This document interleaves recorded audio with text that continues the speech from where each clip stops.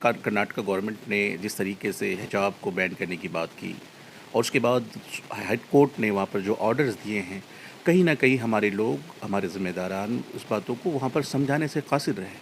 हमारे लोगों ने शायद अच्छी तरीके से दलीलें नहीं दी या फिर हो सकता है कि हमारी दलीलों को सुना नहीं गया। इसके लिए हिंदुस्तानी पिनल कोड के अंदर में बहुत सारे प्राविधान हैं और उसके अलावा हमारे पास सुप्रीम कोर्ट का दरवाज़ा भी था। तो हमारे लोगों ने सुप्रीम कोर्ट का दरवाज़ा खटखटाया है, वहाँ पर पहुँचे हैं और आला और सुप्रीम कोर्ट के तमाम जजों से ये वाबस्तगी ज़रूर है कि आने वाले दिनों में हमें फ़ैसला वो मिलेगा जो कुरान कहता है और हदीस कहती है। अल्लाह तबारक व तआला ने कुरान के अंदर में इस बात को बड़े वाज़ेह लफ्ज़ों में बयान फरमाया है कि कुरान ये कहता है कि किस तरीके से आपको अपने चेहरे को ढाँपना है और नक़ाब पहनना है। ऐसे सूरत हाल में पर्दा करना ये इस्लाम का एसेंशियल पार्ट है और जो कि कुरान के लफ्ज़ों से बहुत ही वाज़ेह साबित है।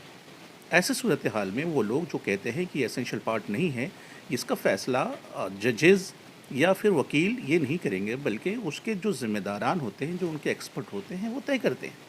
और ये तय कुरान ने कर दिया है और वो तय ये है सूरह अहज़ाब की आयत नंबर 59 के अंदर में अल्लाह तबारक व तआला ने अपने रसूल से फ़रमाया कि मोहम्मद सल्लल्लाहु अलैहि वसल्लम आप अपनी बीवियों, अपनी साहबजादियों और मुसलमान की औरतों से ये कह दें कि आप अपने चेहरे पर पर्दा करें।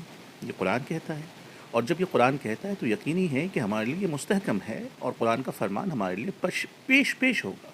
इंशाअल्लाह तबारक व तआला आने वाले दिनों में हिंदुस्तानी कोर्ट भी इस बात पर मुहर लगा देगी कि बच्चियों को निकाब पहनने में किसी किस्म की दिक्कत नहीं होगी, करना चाहिए। महाराष्ट्र गवर्नमेंट की आपने बात करी, तो अभी अज़ान के मसले को लेकर वहाँ पर काफ़ी विवाद है और रमज़ान का मौका वैसे ही है, तो इस पर क्या कहेंगे आप?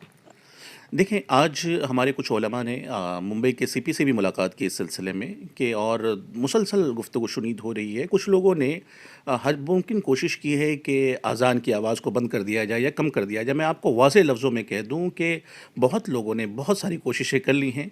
अब कुछ लोग ऐसे व्यापारी आए हैं कोशिश करने के लिए, इस पर भी उन्हें समझ में आएगा कि रमज़ान मुक़द्दस महीना है, हम जिससे अज़ान या आवाज़ से भी किसी को तकलीफ़ नहीं देना चाहते हैं। यकीनन हम कानून का पालन करते हुए उम्मत मुस्लिमा को मैसेज देते हैं कि जो चल रहा है वो चलता रहेगा, अज़ान को कौन रुका सकता है। लेकिन लगातार मुस्लिम इश्यूज़ पर इनको प्रॉब्लम क्यों है? लगातार मुस्लिम इश्यूज़ पे हमले।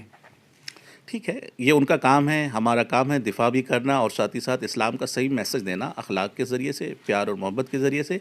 हम और प्यार मोहब्बत से यूँ ही जवाब देते रहेंगे जिससे कि अमन व अमान भी बरकरार रहे। बुल्ली बाई ऐप पर क्या कहेंगे? जो उनके जो मुजरिम थे उनको ज़मानत दे दी गई और कोर्ट ने ये कहा है कि पहली बार जो जुर्म करता है तो उसके साथ रियायत बरती जाएगी, उसको का लंबी सज़ा नहीं दे सकते। जी।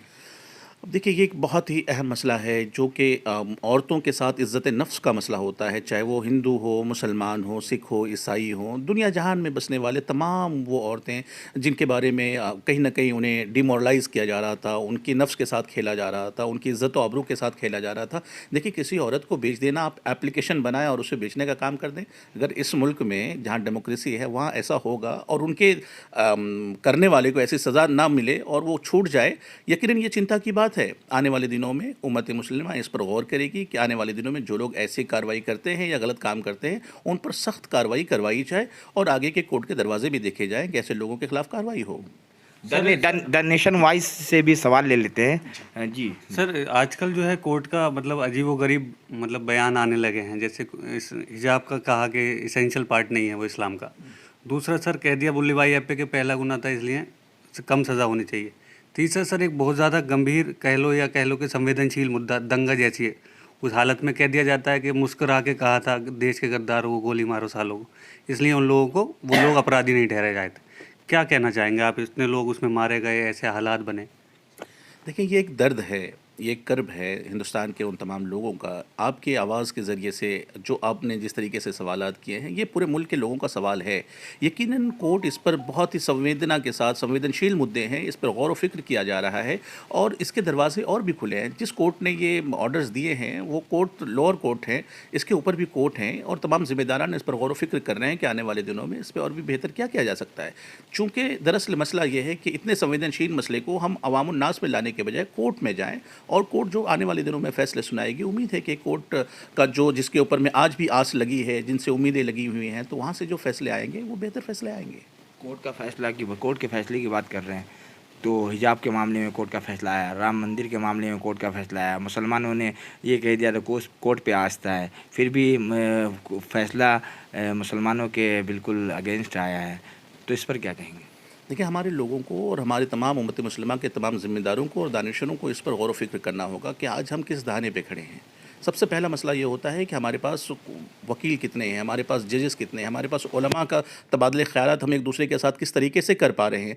कोर्ट का फ़ैसला यकीनन बेहतर फ़ैसला होता है, क्योंकि ये हिंदुस्तान है। वैसे मैं बताऊँ आपको, पूरी दुनिया में खूबसूरत डेमोक्रेसी हमारी मानी जाती है, तो आज भी हमारा विश्वास कोर्ट पर है। आज देखिए, मुसलमानों का सबसे बड़ी ताकत है ना, वो कॉन्स्टिट्यूशन है, और कॉन्स्टिट्यूशन का राइट जो हमें है ना, वो हर अधिकार हमें दिलाने के लिए काफ़ी है। हमें यहाँ वहाँ भटकने की ज़रूरत नहीं, हमारी तालीम की ज़रूरत है, हमारे बच्चों को एजुकेशन की ज़रूरत है, ताकि वो खुद इस काबिल हो जाएं, खुद वो जज बने, इन चीज़ों को समझें, वो खुद वकील बने, इन चीज़ों को समझें। आप ऐसे लोगों को कोर्ट में खड़ा कर रहे हैं, ऐसे वकील आपके सामने जा रहे हैं आपका केस लड़ने के लिए, जो कुरान को नहीं समझ रहे हैं, हदीसों को सही तरीके से पेश नहीं कर पा रहे हैं। बात करें अदलिया की, तो कोर्ट ने तो साफ ये हिजाब वाले मामले में तो कुरान भी पेश किया गया था, तो साफ एक सिरे से खारिज करते हुए अपना फैसला सुना दिया कि एसेंशियल नहीं है, लाजिम नहीं है, थोप दिया गया एक तरह से। ये कहीं न कहीं हमारे लोगों ने वहाँ पर किस तरीके से पेश किया, ये देखने की ज़रूरत है। आखिर हमारी बातें वहाँ पर सुनी नहीं जा रही हैं, या फिर हम सही से पेश नहीं कर पा रहे हैं। और आने वाले दिनों में आपको ये चीज़ें देखने को मिलेंगी, क्योंकि वहाँ की अदालत थी, ये कर्नाटक की अदालत थी, अभी सुप्रीम कोर्ट भी हमारे सामने है। सुप्रीम कोर्ट ने भी अगर ऐसा फैसला सुना दिया तो फिर देखिए, अब फिर भी हम कोर्ट पर यकीन रखते हैं, क्योंकि हम हिंदुस्तानी हैं, हिंदुस्तानी शहरी होने के नाते हमारी रिस्पॉन्सिबिलिटी ये है कि हम कोर्ट के ऊपर भरोसा रखें और हमारे बच्चों को आला तालीम दिलाएं और उसको जज बनाएं, और वो कॉन्स्टिट्यूशन के दायरे में रह करके अगर जब सुप्रीम कोर्ट में लड़ेंगे तो यकीनन आने वाले दिनों में अच्छे नतीजे आएंगे। बहुत शुक्रिया। ये मेरे साथ मंजूर ज़ियाई साहब जो मुंबई से जुड़ रहे थे, यहाँ पर बात कर रहे थे भारत न्यूज़ 91।